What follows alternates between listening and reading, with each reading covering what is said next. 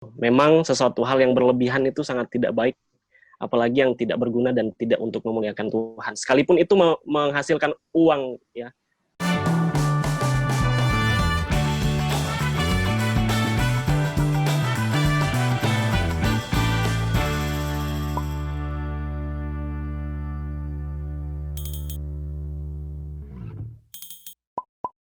Kita bicara lebih luas lagi nih berarti bro ya. Ya, Game betul. online secara lebih luas lagi, dan kebetulan Mas Yoel ini adalah pakarnya ya bro ya. Betul.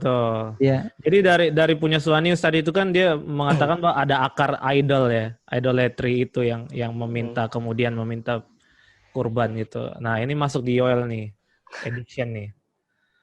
Gimana Ya, ya? memang benar bahwa saya tuh membahas tentang kecanduan game online. Jadi lebih membahas kepada kecanduannya. Sebagian besar yang saya lihat di situ permasalahannya adalah titik lemah kita sebagai manusia. Itu adalah kedagingan kita kan, atau tubuh kita. Tubuh kita itu ada pikiran, ada perasaan, dan ternyata ini yang diserang oleh kuasa kegelapan yang ada di dunia ini dengan menggunakan berbagai macam hal. Ya kita udah tahu, tapi sekarang ini teknologi semakin besar dan pengaruhnya juga berdampak sangat besar. Dan ini yang digunakan oleh mereka untuk menghancurkan anak-anak Tuhan ini. Nah, karena mereka tahu titik lemah manusia itu di situ. Nah, sehingga kalau kita melihat di dalam game online ini, itu pemicunya sangat luar biasa. Ya, di zaman ini. Kalau di zaman dulu kan sudah banyak hal-hal yang juga memiliki pemicu yang luar biasa, sehingga titik lemah ini manusia ini diserang. Nah, dengan menggunakan yang saya sebut di situ dengan konsep flow. Ya, tahu ya, kalau konsep flow itu adalah fokus manusia kepada sesuatu hal yang lebih mereka sukai, sehingga otak mereka atau ada zat dopamin di dalam otak mereka itu terpicu semakin luar biasa, sehingga mengikuti kemauan mereka menjadi satu kebiasaan dan mendistrak mereka menjadi disorder itu tadi, menjadi satu kecanduan itu tadi. Nah, ini digabungkan sehingga semakin luar biasa dampaknya bagi manusia. Nah, titik fokus ini yang konsep flow ini dikembangkan oleh Mihaly Csikszentmihalyi. Ini titik fokus di mana orang Kupang tuh kayaknya. Ya, nggak tahu orang mana, tetapi ya Jerman mungkin ya. Jadi ada titik fokus yang memaksakan otak itu untuk tertantang dan semakin ingin mengembangkan diri. Ya makanya kenapa game online itu sangat berbeda dengan game offline gitu. Game offline levelnya mungkin berat, tetapi kita bisa memecahkannya itu dengan waktu yang berulang dan dalam tara yang sama. Tetapi kalau game online itu kita bertemu dengan orang-orang yang berbeda setiap waktunya, setiap menitnya. Sehingga strata atau levelnya itu pun juga bermacam-macam, bervariasi. Nah, kita dapat melihat dalam game online ya sangat berbeda feel-nya dengan game offline gitu ya. Di sana kita itu bisa menumpukan orang-orang di dunia nyata secara online gitu. Di luar dari bagaimana kita dapat bertemu secara sosial, walaupun tubuh tidak ada sosial juga yang terbangun di situ. Tetapi saya lebih membahas tentang kelemahan manusia secara daging itu yang diserang melalui pemicu-pemicu dunia ini. Ya, artinya kita melihat di dalam game online ini ada kompetisi, gitu. Ya, kompetisi sama dengan kita kalau di kelas gitu kan, kita melihat satu orang itu, wah itu orang jago matematika, saya juga harus seperti dia gitu. Bertanding, akhirnya dia juara 1, saya juara 2, nanti semester selanjutnya saya juara 1, dia juara 2, dan begitu seterusnya. Nah, mereka memakai cara seperti ini di dalam game online itu. Tetapi lebih memicu, lebih keras lagi otak kita untuk mau seperti itu. Sehingga yang konsep flow ini menjadi lebih melewati batas. Kalau konsep flow ini memicu perkembangan otak lebih besar lagi 4% saja, tetapi game online ini mungkin bisa 10% atau 15%, sehingga bisa merusak jaringan-jaringan otak yang ada di dalam diri kita, tubuh kita itu. Nah, jadi otak itu dipaksa untuk fokus lebih dari 4% itu tadi dari kemampuan otak kita. Nah, Ini basisnya Gitu. penelitian ya, Bro ya? Maksudnya ada penelitiannya ya? Iya, Iya. Ada penelitian. Menarik sih. Baik di dalam psikologi, karena lebih bahas ke psikologi, karena mereka lebih ke situ lah. Memang menarik itu. Memang menarik sih kalau para gamers ini yang kecanduan itu memang pengaruh psikologinya sangat kuat sekali.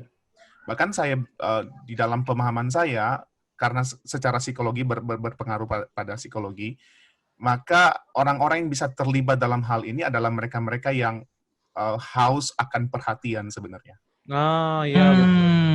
Dan pengakuan, Kak, ya. Tapi saya lebih tetap melihat sebenarnya teman-teman yang para gamers ini, mereka yang kurang perhatian dari orang tua sebenarnya. Iya. Enggak semua gamer sebenarnya, tapi mungkin ada pengaruh. Ada beberapa faktor lah yang menyebabkan. Tapi dari yang sepengetahuan saya pertama itu karena memang mereka tidak punya perhatian dari orang tua. Mungkin karena orang tuanya sibuk, orang tuanya hanya memberikan perhatian itu dalam bentuk uang. Nah, itu psikologi banget kan? Dia butuh perhatian. Atau mereka-mereka yang introvert. Nah, orang-orang yang introvert itu kan butuh kesendirian sebenarnya. Mereka lebih banyak menggunakan waktu itu sendiri. Dan orang introvert itu punya potensi besar. Bukan berarti orang ekstrovert nggak punya potensi ya. Tapi punya potensi besar untuk terlibat aktif di dalam kecanduan. Karena dia merasa komunikasi dengan orang yang ada di dalam situ itu lebih lancar tuh. Daripada orang yang ada di dunia nyata. Yang seperti yang kita bahas tadi. Nah, jadi ada berbagai macam lah. Itu pengaruh-pengaruh psikologi. Terus kemudian mereka-mereka yang punya disiplin diri rendah sih sebenarnya. Jadi makanya tadi itu kenapa saya ngomong harus ada batasan. Karena batasan itu akan mengatur kita untuk bisa mendisiplinkan diri kan. Nah, kalau kita ini sudah tidak punya disiplin diri yang baik, maka hancurlah. Maka ketika sudah terlibat, maka apa yang dikatakan oleh Bro Yoel itu merupakan dampak yang sangat luar biasa sekali sih, menghancurkan. Iya. Gini, gue jadi malah kepikiran sama gamer yang menghasilkan uang dari game itu. Maksudnya itu juga kayaknya mereka menghabiskan waktunya untuk bermain game ya. Yeah. Tapi dapat pemasukan dari sana malah gitu. Itu gimana tuh? Persoalannya kawan. Berapa banyak manusia yang mendapatkan uang dari game? Itu kan pertanyaannya. Justru yang kecanduan-kecanduan ini adalah teman-teman kita yang sama sekali tidak dapat uang sama sekali. Justru mereka menyumbang uang ya. Betul. Menambahkan ya, yang namanya pekerjaan tetap adalah pekerjaan ya, harus ditaruh sebagai bagian dari kehidupan. Kalau jadi workaholic, kita memberikan seluruh waktu kita, nampaknya semua pekerjaan juga tidak boleh diperlakukan demikian. Kita memberikan seluruh waktu kita, tidur kita, semuanya demi sebuah pekerjaan tertentu, harus tetap dipertimbangkan. Bukan hanya pekerjaan sebagai gamers, tapi pekerjaan lain juga sama. Kita tidak boleh memberikan seluruh waktu kita, bahkan seluruh waktu kita sampai kita habis untuk sana. Tetap tidak bisa sih, nampaknya jadi sebuah idolatry ya, sebagai sebuah berhala gitu. Pekerjaan itu tetap baik, ada baiknya pekerjaan itu baik, tapi kalau jadi berhala, dia akan tetap menghasilkan dampak bagi kehidupan kita. Menurut saya kayak gitu sih. Benar. Menarik ya. Ini dari permukaan kita angkat tadi, terus ada efek-efek game sampai ke akarnya ternyata masalah idolatry itu ya, yang sudah menguasai diri kita. Dan ini kemudian mungkin menjadi satu pesan yang baik ya untuk kawan-kawan kaum muda untuk memeriksa diri, khususnya apakah saya seorang saya sudah edik terhadap game kah? Atau jangan-jangan saya nih salah satu orang yang suka maki-maki orang hanya karena sebuah permainan game gitu ya. Terkutuklah kau ya. Kau yang salah satu yang sebenarnya maki-maki saya ya. Kalau mau kayak gitu supaya teman-teman bisa punya tanda-tanda gitu ya. Apakah saya ini sudah mulai terlibat aktif nyandu apa enggak? menurut gue sih yang pertama itu ketika teman-teman sudah mengorbankan relasi, teman-teman mengorbankan pekerjaan, teman-teman mengorbankan pendidikan, bahkan juga bisa mengorbankan kesehatan, hanya untuk sesuatu itu, game itu tandanya teman-teman sudah edik atau sudah kecanduan. Yang kedua, tanda-tandanya adalah ketika teman-teman melihat segala sesuatu yang ada di dunia nyata itu begitu membosankan. Jadi relasi begitu membosankan dan lebih menarik yang ada di dalam game itu. Kemungkinan besar teman-teman sedang edik, sedang kecanduan. Atau yang ketiga, ini tanda-tandanya sih. Ketika teman-teman sudah begitu lama sudah bermain game, sudah begitu bertahun-tahun begitu, dan teman-teman itu merasa, gue baik-baik aja kok. Hidup gue oke-oke aja. Nggak ada salah dengan main game, nggak ada salah dengan gue bermain game sepanjang hari. Toh juga gue nggak ganggu orang, gue nggak merugikan orang, yang rugikan diri gue sendiri. Itu adalah tandanya menurut gue sih. Jadi teman-teman perlu hati-hati untuk hal itu sih. Jadi sudah ada tanda-tanda utamanya lah kira-kira. Ya. Nah ini mungkin jadi topik terakhir ya, bagaimana kita keluar dari edik itu. Mungkin ada beberapa saran praktis dari Yoel yang bisa Yoel berikan, karena ini topik penulisan dia. Tentu dia tidak hanya menjelaskan soal edik tanpa jalan keluar gitu. mungkin membuat masalah ya. Bro, tambahan mungkin nanti Yoel juga bisa soal candu itu. Terus mungkin kita juga butuh tahu ya, apakah kita mesti gini, sikap kita sama gamer itu seperti apa kali. Mungkin Pastor Melki nanti bisa sharing sedikit soal dealing dengan para gamer, itu juga penting ya. Ini sebenarnya dosanya Bro Yoel nih. Dia harus selesaikan. Jadi solusinya itu tetap di dalam perspektif iman Kristen. Gitu ya. Kita tetap terarah kepada hal itu. Memang sesuatu hal yang berlebihan itu sangat tidak baik, apalagi yang tidak berguna dan tidak untuk memuliakan Tuhan. Sekalipun itu menghasilkan uang ya. Tetapi yang namanya berlebihan dan tidak memuliakan Tuhan, game memuliakan Tuhan tidak. Itu kan kita berpikir secara iman Kristen saja. Tetapi saya berpikir tentang game online ini, bagaimana menyelesaikannya. Memang ada kesadaran, dan terkadang kesadaran itu diabaikan oleh mereka. Mereka sadar sebenarnya mereka sudah kecanduan. Tetapi problem besarnya itu mereka mengabaikan kecanduan itu. Sehingga saya berpikir bagaimana untuk menyelesaikan hal ini. Gitu. Dan saya mendapatkan satu hal bahwa mereka tidak bisa sendiri. Perlu yang namanya pastor-pastor seperti kita ini. Asik. Gitu. Kita gitu. Perlu. Ya, makanya saya bilang bermain dengan mereka. Ya. Nah, itu juga nanti bagaimana kita juga pasti tahu lah ya sebagai pastor, youth pastor gitu kan, kita bagaimana tahulah cara mendidik mereka. Tetapi yang saya mau bahas ini, kita tidak bisa tidak dapat menjadi superhero untuk mengubah mereka. Gitu loh. Tetapi kita itu masih bisa berperan sebagai kawan yang penuh dengan kasih. Nah, saya pakai kata kasih ini. Sama dengan Tuhan Yesus merangkul setiap orang-orang yang ada di situ, baik orang Yahudi atau Yunani. Tuhan Yesus tetap merangkul mereka dengan kasih. Banyak sekali disorder di dalam kehidupan mereka, tetapi karena Tuhan menyentuh mereka dengan kasih-Nya, orang-orang itu datang dan mau menerima Tuhan Yesus. Sekalipun ada juga yang menolak, itu wajar. Ya, kita juga pasti pernah ya ditolak oleh anak-anak muda. Apa sih lu nggak gaul gitu kan? Nggak tahu trending gitu kan, apa segala macam gitu. TikTok aja nggak main gitu kan, YouTube aja ya bahas-bahas yang beginian gitu kan. Gitu kan. Jadi game aja lu cupu, K-pop aja lu nggak tahu. Coba yang lagi ngomongin Pastor Suanius ya. Sedih banget saya di sini. Jadi maksudnya itu, jadi kita yang harus peka, karena memang mereka sadar. Betul, tapi kita harus peka. Ya, jangan lupa subscribe, peka, YouTube peka. Subscribe. Jangan hanya namanya aja di sini peka gitu kan. Iya. Tapi kita harus peka kepada mereka juga, merangkul mereka sama dengan Tuhan Yesus merangkul orang-orangnya. Ya saat kita jadi saat kita menolak, kadang itu kita dijauhi atau dipandang kita itu old thing gitu kan.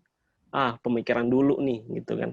Nah, tapi bagaimana itu kita dapat merangkul mereka dengan kedekatan secara holistik. Ini obat saya, gitu, kepada mereka.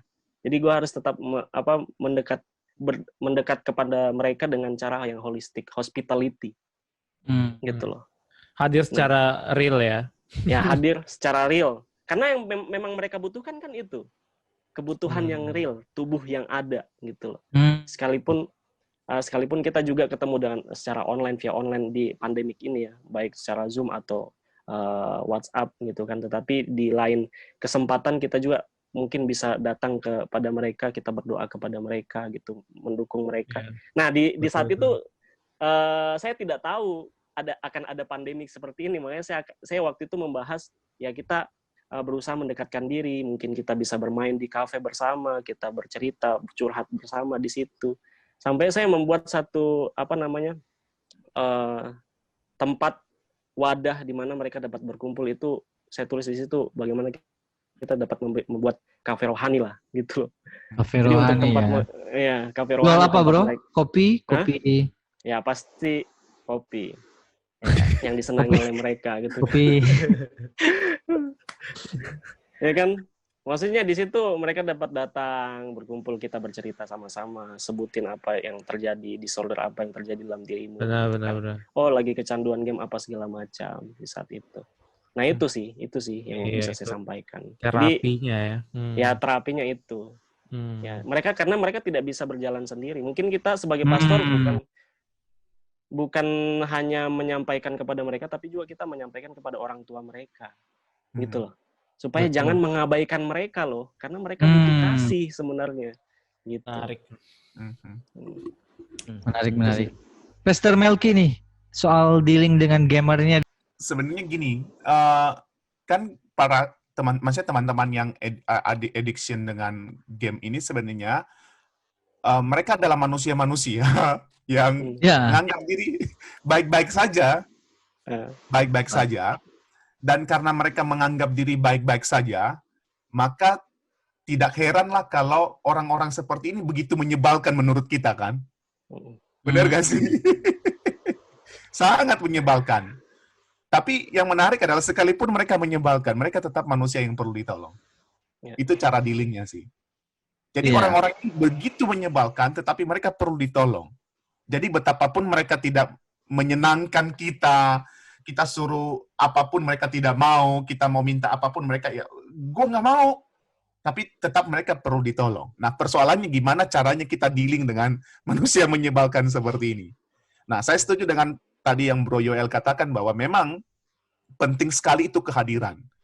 Nah, kehadiran dalam konteks seperti ini ya sama seperti kita ini, kita hadir, kita ngobrol, itu yang terpenting. Tapi kalau bagi saya sih, ketika seseorang kecanduan karena dia tidak mendapatkan perhatian dari orang tua. Nah, pesan kepada orang tua ya berikan perhatian. Itu poin penting. Tapi kalau sekalipun orang tua mungkin tidak bisa memberikan perhatian yang lebih, tidak bisa memberikan perhatian mungkin karena sibuk, maka usulan saya sih sebenarnya adalah ya datang kepada Yesus, sumber perhatian yang abadi. Betul. Itu sangat itu poin utamanya lah. Poin utama. Supaya ya apapun yang kamu butuhkan itu ada di dalam Yesus. Lu butuh perhatian, lu butuh kasih sayang, lu butuh rangkulan, lu butuh pelukan. Yesus menyediakan itu. Maka yang pertama adalah teman-teman yang kecanduan itu ya datang kepada Yesus sebenarnya. Selain mereka ditolong oleh orang tua. Yang kedua yang menurut saya sih sebenarnya, untuk bisa keluar dari persoalan ini, kita ini hanya sebagai penolong sebenarnya.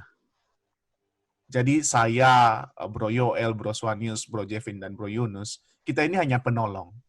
Kalau mau keluar sebenarnya dari persoalan itu, harus digerakkan dari diri sendiri. Jadi, gak bisa tiba-tiba gue datang, contohnya Bro Swanius ini gamers yang sudah adik kecanduan. Bro, kamu harus berhenti. Gak bisa. Bolehlah saya memberikan nasihat, advice gitu. Tapi yang utama sebenarnya adalah dari dirinya dia. Dia mau keluar dari persoalan itu. Nah, lalu bagaimana caranya supaya bisa lebih mantap keluarnya? Nah, kalau dulu waktu bermain game itu punya komunitas, dalam bermain game, maka menurut gue sih mesti kasih tahu kepada komunitas yang lama itu bahwa gue mau keluar nih, gue mau hidup baru lah istilahnya gitu. Gue mau hidup baru, jadi kasih tahu komitmenmu kepada teman-temanmu. Gini loh teman, ini loh guys, gue ini mau begini. Tolong jangan ajak saya. Tapi kan itu harus datang dari diri. Nggak bisa datang dari diri orang lain, nggak bisa. Kemudian kalau mau lebih spesifik lagi, memang dibutuhkan orang lain ini ya. Kasih tahu komitmenmu itu kepada orang tua. Jadi orang tua itu jadi semacam apa ya? Jadi mentor bagi anak itu, bagi teman-teman. Dan yang terakhir menurut gue sih, coba hobi baru deh. Harus banyak lah. Apalagi di masa pandemik begini kan, banyak sekali anak-anak muda yang saya lihat masak gitu ya. Masak, belajar gitar, belajar main musik lah, apa saja. Yang bikin YouTube. Main YouTube juga bisa. Iya, benar. Nonton peka. Iya, betul. Itu kan memberikan inspirasi. Nah, intinya begini teman-teman, kalau saya pikir sih, ini gak apa-apa sebenarnya kita terlibat di dalam hal-hal online seperti ini, asalkan produktif. Jadi tidak salah sebenarnya kita contohnya berhubungan secara online, tapi intinya adalah produktif. Yang produktif dalam arti tidak menjerat kamu untuk ada di dalam situ terus-menerus, yang nantinya menimbulkan kecanduan. Mantap. Mantap nih. Rekan-rekan yang sudah nonton sampai di menit kesekian ini, kami ucapkan terima kasih ya. Sebenarnya masih banyak hal yang bisa kami obrolkan bersama karena ini topik yang menarik, tapi memang dibatasi waktu. Tapi senang sekali boleh ada rekan-rekan yang boleh hadir. Dan Bro, tadi lu bilang dibatasi waktu, bro. Itu perlu soalnya kata Pastor Melki batasan waktu perlu. Iya, dibatasi waktu. Nggak berlebihan. Nanti peka jadi ini idola. Jadi penyembahan berhala, jangan sampai bro. Peka harus balik kepada salib Kristus, bro. Nonton peka sewajarnya, selesaikan satu video, besok lagi baru nonton satu. Oh iya. Gitu ya. Dan jangan lupa kunjungi juga channelnya Kak Melki, 5 Minutes Enlightenment. Yes, mantap. Iya. Mantap. Selalu diikutin loh itu. Okay, Pastor, thank you for your time and the end of our topics. And see you on next video. God bless us. Bye. Bye.